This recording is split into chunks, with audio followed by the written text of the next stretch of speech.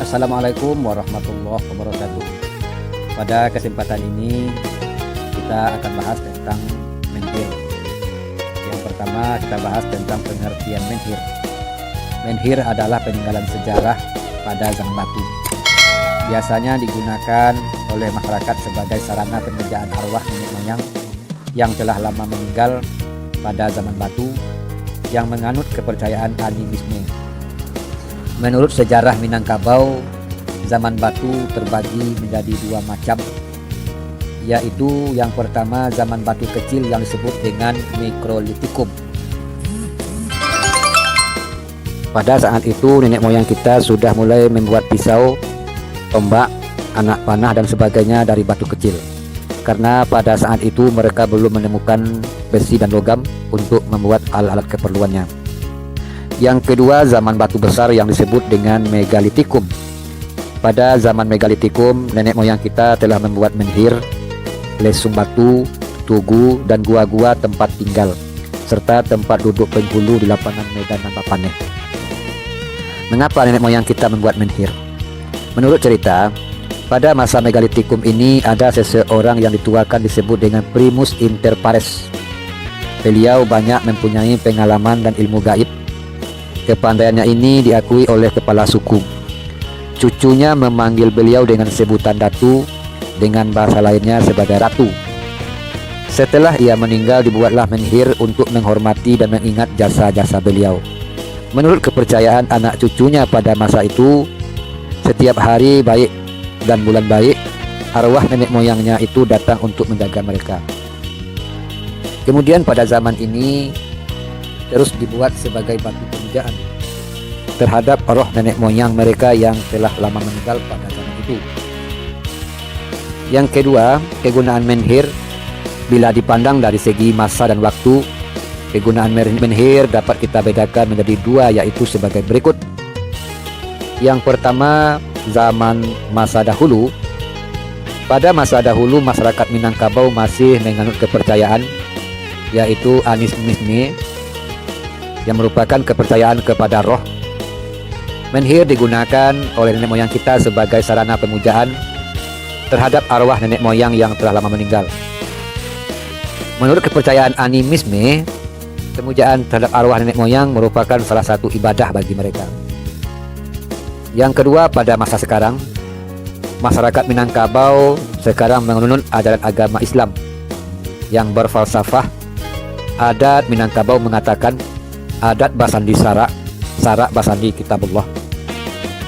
Allah berfirman dalam kitab-kitab suci Al-Quran. Surah Al-Fatihah ayat kelima menyatakan, hanya engkaulah tempat kami menyembah dan hanya kepada engkaulah kami memohon pertolongan. Yang harus disembah itu adalah Allah. Jadi kegunaan menhir zaman sekarang bukan lagi sebagai pemujaan terhadap nenek moyang, tetapi sebagai tanda bukti sejarah bahwa nenek moyang kita dahulu telah memiliki kebudayaan. Nilai-nilai sejarah ini perlu kita jaga dan kita lestarikan. Yang ketiga, bentuk menhir di Minangkabau. Menhir memiliki bentuk yang berbeda-beda sesuai dengan bentuk penyembahannya. Menhir pada umumnya banyak terdapat di daerah Luhak 50 kota, terutama di Kecamatan Gunung Mas. Di Kecamatan Gunung Mas, menhir banyak terdapat di Nagari Mahat, Koto Tinggi, Ampang Gadang, Aur Duri, Koto Gadang, Nenan, Sopan Gadang, dan Bunga Tanjuang. Koto Tinggi disebut dengan daerah 1000 menhir karena di daerah ini paling banyak ditemukan menhir. Dan di Kanagarin Mahat ini pula ditemukan menhir yang berukuran paling besar, ukurannya 50 cm kali 668 cm kali 405 cm. Yang kedua, di Kecamatan Arau, menhir ditemukan di Koto Tuwo, Lubuk Batingko, dan Payo Basuang. Di Koto Tuwo, menhir disusun bersaf-saf. Menhir yang tinggi dikelilingi oleh menhir yang rendah. Menhir ini terbuat dari batu yang keras dengan ukuran 0,5 meter sampai 2,5 meter. Di Lubuk Batingko, menhir dicorkan dengan tinggi 1 meter Sedangkan di Payo Basuang terdapat batu-batu berpahatkan tapak kaki berukuran sebesar telapak kaki manusia biasa.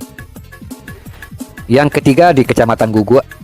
Di kecamatan ini banyak ditemukan menhir seperti di Kenagarian Guguk, Balubuih, Sungai Talang dan Kubang.